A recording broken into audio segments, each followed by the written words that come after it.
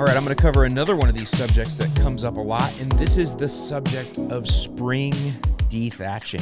This is one for some reason I didn't want to cover this one, but I wrote a whole bunch of notes about it and kind of scrapped those, and I think I'm just going to go off the cuff with it. So what is de-thatching? De-thatching is, you will see lots and lots of videos. If you're on Instagram and you follow the lawn care community, you're going to start seeing people standing next to huge piles of debris in their lawn, and the taller the stacks of debris and the more stacks of debris, the more likes they will get, because you literally get a badge of honor in the lawn care community when you dethatch your lawn. But you have to show piles. If you don't show piles, it doesn't mean anything. And the piles indicate that you obviously had a problem with your lawn. Prior to that, your lawn must have been terrible. It must have been completely choked. It must have not been growing at all, 100%, right? Because otherwise, what are all these piles of debris? Well, I actually think that, and by the way, this is nothing that was started in our lawn care community. The idea of dethatching was started somewhere way back in the Midwest, because it's one of those things that if you go talk to people my dad's age in their 70s all throughout the Chicagoland area, they dethatch every spring. So this is something that has started back with the boomers. I don't know who started the idea of dethatching. Maybe cultural practices were different in the 50s and 60s and 70s. I don't know. But let me explain what the process of dethatching is. So thatch is the layer of organic materials that lays right about the soil line. Some people would even call that the rhizosphere, this area here where thatch and soil kind of meet. And that area is healthy for the lawn. Now, people will say, well, it should be a 1/2 inch thick. It should be 3/4 inch thick.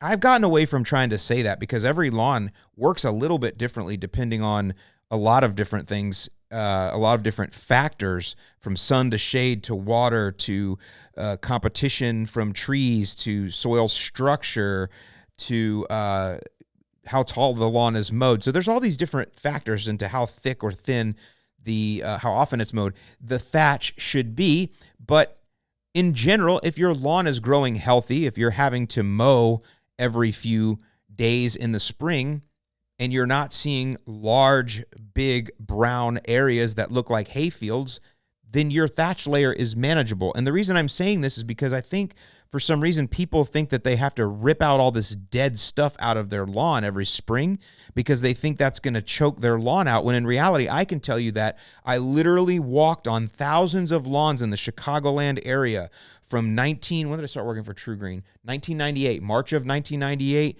until I left there in 2012.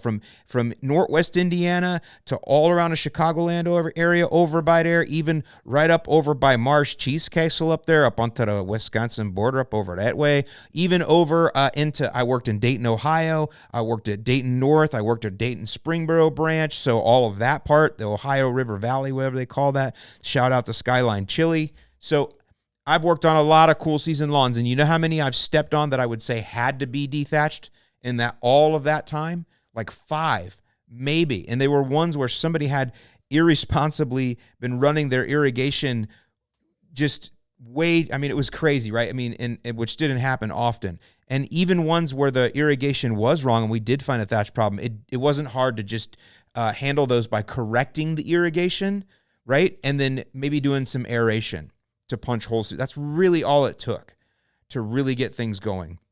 Now, why do people dethatch? Well, I think what's happening is a couple of things, especially in the spring, is I think a lot of you are just impatient, and you have areas of the lawn that would wake up that you think are dead, and so you're taking a dethatching machine across there and ripping out a lot of your good grass, when really you just need to wait a little bit longer and let it just wake up, because different areas of the lawn have been exposed to different things during the year or during the winter. Some areas had more snowpack than others, so sun penetration was different, so one area will wake up different than another. One area you built a snowman on and not the other, so it's suffering from a little bit more of that type of foot traffic. Maybe one area actually it melted and the wind got to it and it kind of scorched a few areas. See, so this is why I've always just recommended that hand raking, because you're not going to tear anything up with a hand rake, but you are going to get out and create some airflow to help speed along the process of the lawn waking up. And you can see my videos. Get out and just hand rake areas. Now, my lawn in Indiana was, 6,000 square feet or something, maybe 7,000 now that I talk about it. It's like a fish story over the years. Pretty soon it's going to be 4 acres, in another 10 years. But I think it was 6,000 square feet. It's not a big lawn, but I was hunkering to get out this time of year, man. I would get a 1-hour window, where the sun was going to peek out and I needed some freaking vitamin D, bro. And I would get out and rake that lawn, man. And I'd enjoy me a nice, IPA on the porch or something afterwards. I wanted to get out. So get out and hand rake. I think that this de-thatching, which again, it's this machine. I don't know if I've even explained it, but I think y'all know it's a machine that just rips grass, man, and it'll go deep and it'll rip out all this material that I think a lot would wake up. Now, someone will say, I know there's people who go, well, I waited and I did it later and pulled out all this debris and all this material. Well, I would say that all you're doing is you're just not being patient with the natural cycle of the lawn. Naturally that stuff breaks down. What happens to living things? Living things break down. So those things that die and break down in the lawn, that grass cycling, that's a natural thing where roots cycle and grass blades cycle and things get carried and it cycles through. And all you're doing is you're just not waiting. You're just not patient. Why don't you just let it be natural? Why don't you let it do its natural thing? Because I can tell you again, most lawns don't need to be dethatched. You're just not patient. You just need to let the microbes do their thing. You see what I'm saying? And part of that comes with that frequent mowing, because people think that mulching their clippings is going to create thatch, and it's not if you do it right. This is why we follow the 1/3 rule. Go ahead, trust me, take it. Go outside and mow following the 1/3 rule and take the clippings and go put them out in the sun. They literally disintegrate to nothing in like a few minutes. That's fine. If you're not doing that, though, if you're allowing things to build up, then you can be contributing to some of that buildup, and you will literally see that. I've had times when my lawn gets overgrown, right, and I have to mow and I have to mulch and stuff gets clumped. I've seen that. Well, that's where me as a lawn tender, I need to go out and hand rake those areas. That's during the year, and I've showed that in videos where I've done that, where I've let things build up. But again, those are things that we are doing. Those are not things like what you guys do, where I see people literally dethatching their lawn every single year. I don't know of any university professional, PhD, guy that went to the school of hard knocks. I don't know of anybody that recommends dethatching the lawn even once every 5 years.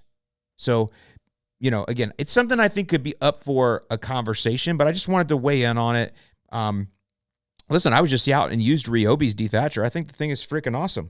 They sent me one. I don't know what to do with it. It's not my thing. So again, I just wanted to give you my perspective on it. Now, another thing that people will ask is with warm season grass, if that should ever be done. And I would say no, because listen, zoysia does get thatch really bad. Boy, I got to talk to you guys about zoysia, my zoysia. It's one of those things. I feel like it's a rehab every year with that. But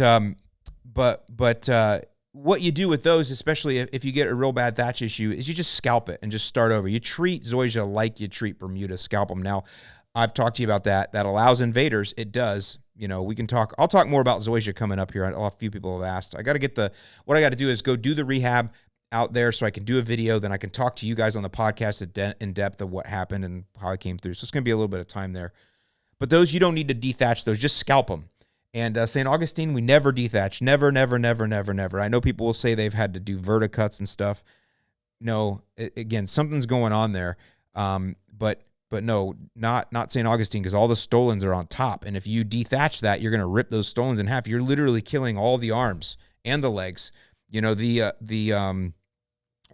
grasses. Zoysia and Bermuda have stolons that are underground runners and stolons that are above ground runners and rhizomes that are underground runners. They have both. So you can scalp them. They're fine. They got the underground runners, push right back, rage right back, good to go. We don't have that with St. Augustine. So if you scalp that down, or if you go in and verticut and cut the crap out of that, man, you're really going to cause damage. And when I say cause damage, you're going to stunt the St. Augustine to the point where now what's going to rage in?